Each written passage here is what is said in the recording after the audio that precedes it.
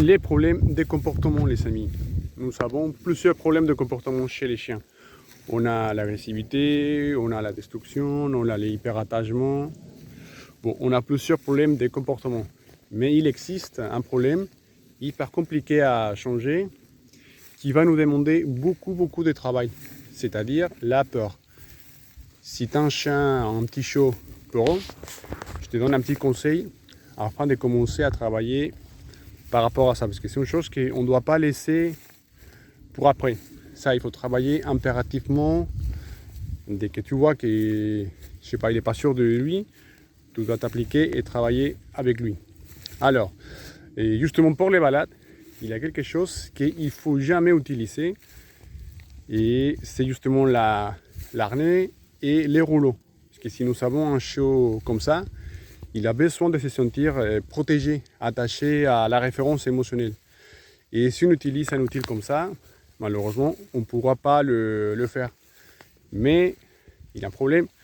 Si on ne travaille pas la marchandise, si on n'a pas un code de communication clair, vous allez voir, ça ne va pas marcher. C'est pour ça qu'il faut structurer une méthode de travail vraiment de A à Z afin de commencer à travailler le plus tôt possible. Alors, je vous partage en même temps un exemple d'un petit show. Vous allez voir les mauvaises codes de communication et regardez surtout la expression corporelle. Vous allez voir de quoi je parle. Allez, ciao. Voici un exemple. Donc, nous avons un petit chiot âgé de 5 mois. Et si vous voyez, il n'est pas du tout assuré. Il a peur. Et si vous voyez, ils ne se sont pas connectés à son maître. Vous voyez, il n'arrive pas même à avancer. Et avec les rouleaux et avec l'arnais, c'est pire. Parce que si vous voyez, on n'a pas la connexion émotionnelle. Il n'est pas connecté. Vous voyez, il essaye de s'échapper, mais il n'arrive pas. Parce qu'au niveau du thorax, la sensibilité, ce n'est pas la même. Bien sûr, à côté, il faut travailler un programme de rééducation afin de travailler l'autocontrôle, gestion d'émotions, et dépenses mentales, etc.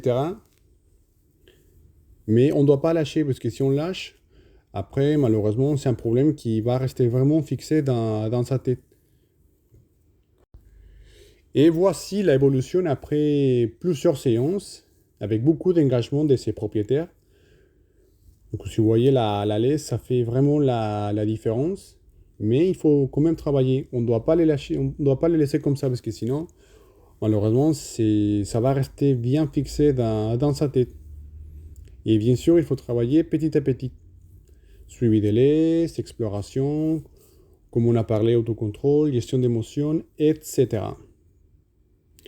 Bon les amis, si vous voulez apprendre comment il faut travailler avec vos chiots, n'hésitez pas à aller voir mon site internet afin d'avoir accès à mes formations en ligne, soit pour l'éducation d'un chiot, éducation pour un chien adulte, rappel, obéissance, dépenses mentales, etc.